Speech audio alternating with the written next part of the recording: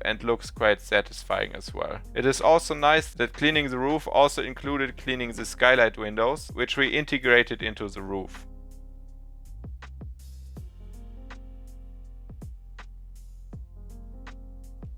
Hiedalle. Today's mission: cleaning the roof. The canisters for the planting shelf were used last season. They need to be cleaned from the dead plant material to be usable again. Tip: prepare the roof in the same go. Okay, let's see. Last time Konrad installed the planting shelf just above the shower basin grow bed, which sits on top of the IBC fish tanks. The canisters, which will be placed on the wooden plank of the shelf, are currently on the roof of the bathroom and the office cube, which is one of the growing areas of the aquaponic system. The entire roof as well as the canisters is still covered in dead plant material from last season. There will mainly be tomato branches and cucumber runners with dried leaves. They will be easy to cut, so this pair of scissors will be perfect. Let's go!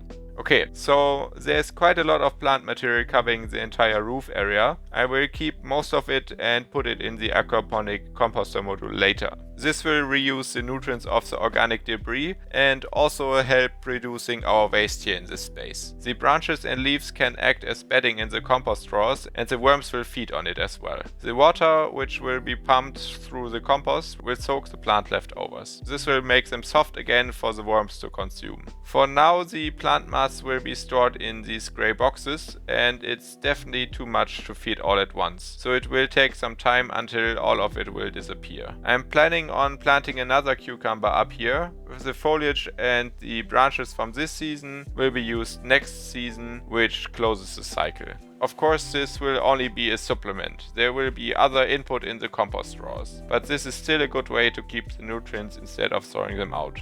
Well, this is exactly what a compost is for, isn't it? There are some dried tomatoes which contain even more nutrients than the leaves and branches. We also saw a dried cucumber earlier. The dried vegetables can also be put in the upper drawer with the black soda fly larvae, but for now I put everything in the grey box and decide later what to put in which compost drawer. With most of the plant material gone, it's time to free up the canisters and move them down the ladder to the lower level, where the planting shelf is. I will not put them on the shelf immediately because I need to add the lids for the drain first. We will probably do so in the next episode, so feel free to subscribe if you have not already.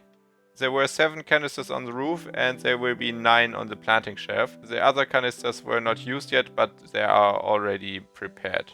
The canisters are made from food-grade plastic and were used for storing bee food previously. I got them on eBay Kleinanzeigen and it was quite a mess to get the sticky, sugary substance washed out while preparing the canisters. I managed to compress the organic material of the plants we collected from the roof into one large and one small Euro box, which will reduce the storage footprint until they put into the aquaponic composter module. To finalize the cleanup of the roof, I will remove the smaller particles as well as the buildup of dust from the year with a vacuum. Let's do that now.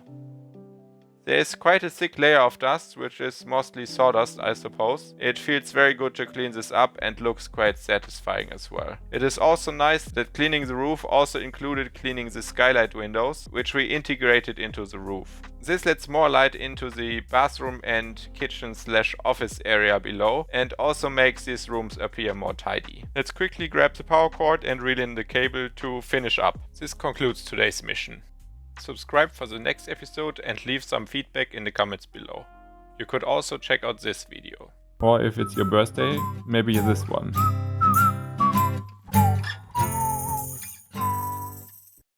Hiedalle.